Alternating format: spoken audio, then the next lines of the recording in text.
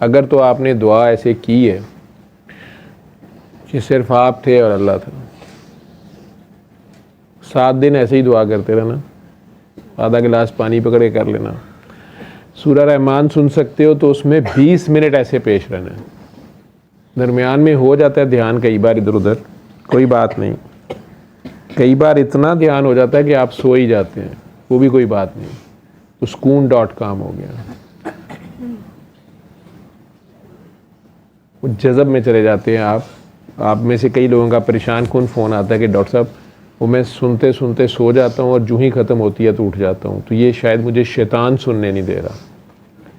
یا میری یکسوئی نہیں بن رہی، نہیں، وہ آپ یکسو ہو کے جذب میں چلے جاتے ہیں، اس میں بالکل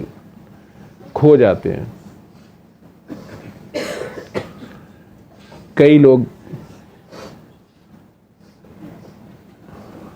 بڑے پیارے انسان ہوتے ہیں،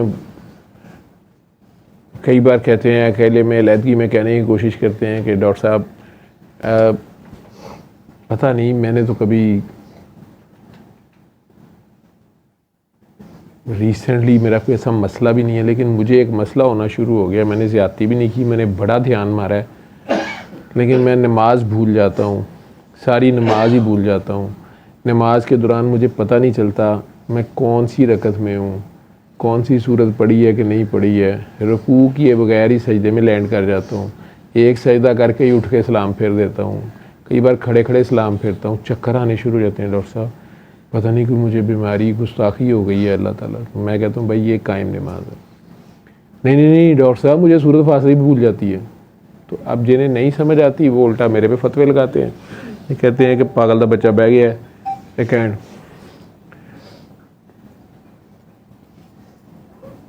جس وقت جو اس حالت میں سے گزرے گا اسے سمجھ آ جائے گی، جس وقت آپ اس کے ساتھ بالکل کھو جاتے ہیں اس کی ذات میں، آپ رہتے نہیں ہیں، تو کہاں رہ گیا آپ کا عمل، کہاں رہ گئی آپ کے لفظ، وہ ان چیزوں کا محتاج نہیں ہوتا، وہ آپ اور اس کا کوئی ایسا وجود تو ہے نہیں کہ جسے آپ ٹچ کر کے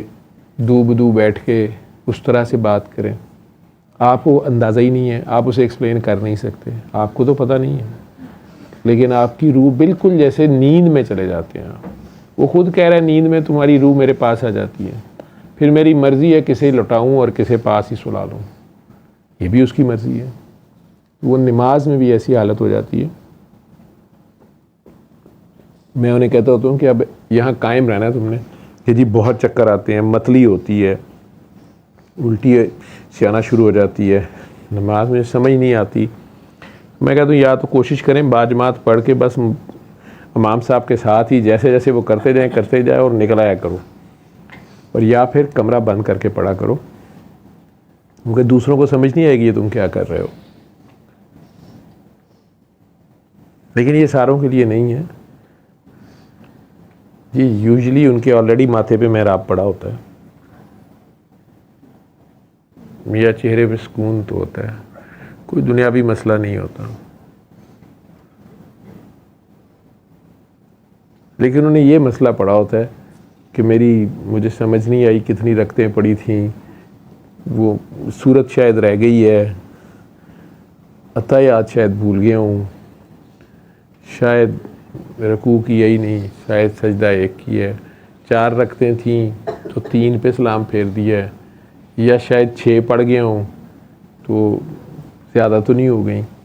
وہ آپ کھو جاتے ہیں۔ اسی طرح سورہ رحمان سنتے ہوئے بھی کچھ لوگوں کا یہ حال ہوتا ہے کہ وہ کھو جاتے ہیں، کچھ لوگ پریشان ہو کے فون کرتے ہیں کہ ڈاکٹر صاحب کنسنٹریشن نہیں بنتی، خیالات بھٹکتے رہتے ہیں ادھر ادھر،